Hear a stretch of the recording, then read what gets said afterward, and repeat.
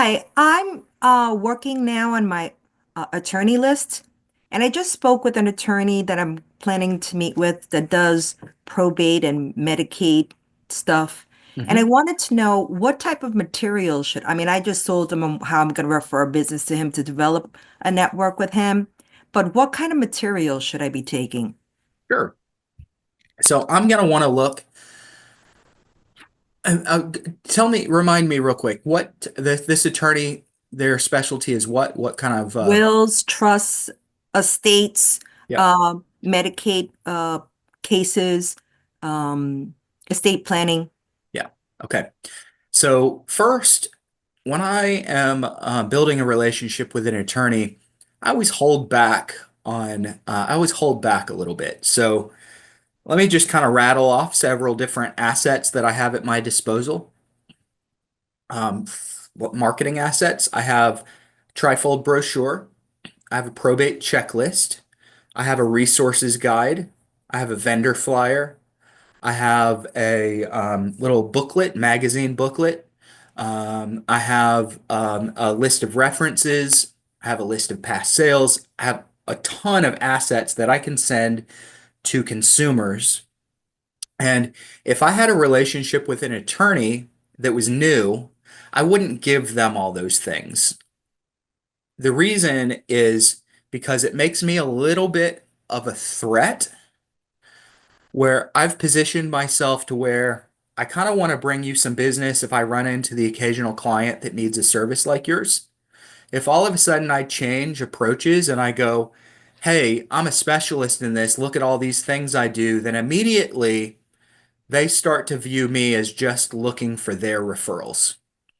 Uh-huh. So I need that attorney to feel like no matter how advanced my business is, I need them to feel like they're having a say and filling in some gaps that their business doesn't cover. Hey, are you a real estate agent or an investor looking for a way to find consistent and motivated sellers? I want to invite you to take a look at the probate and estate niche with a free class that I hold every week. It's called Probate Foundations, and you can sign up for free over at www.probatemastery.com.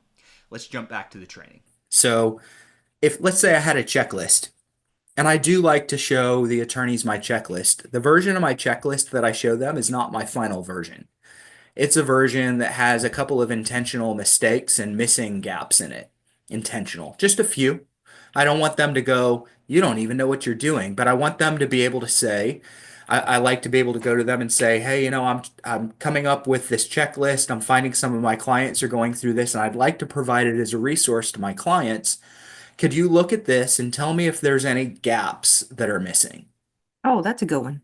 And I want them coming back to me and saying, hey, add this, add that. Now all of a sudden they're becoming invested in our relationship. They're becoming invested in the success of our clients. Now, I want everyone here to know that I can go to an attorney and say, I am a specialist, I am an expert, I do want your referrals. I can go to the attorney. But suddenly I'm a threat. They're not looking at me as someone that's going to boost and bolster their business. They're looking at someone that needs them.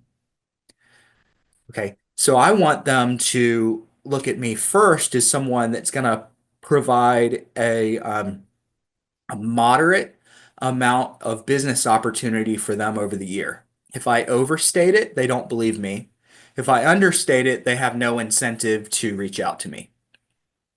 Mhm. Now, as the relationship deepens, I'm going to put them into a kind of a farming type of campaign, and they'll be getting marketing material. So they'll be getting the occasional brochure, the occasional letter, the occasional magazine. Most of that stuff is going to be dropped off. So me going to their office to drop them off.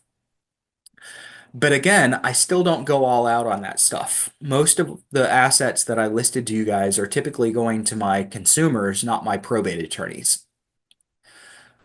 So probate attorneys heavily face to face with a light amount of marketing material. Consumers are heavily marketing centered, packages and brochures and mailers and things that are getting delivered to them. Um, So as we build the relationship, the very first meeting, I don't even think that you really need to take anything with you. Okay. I would probably show up to that first meeting. Look, I'm trying to learn more about your practice, so that I can see if you might be a good fit for a few of my clients over the next couple of years. A few.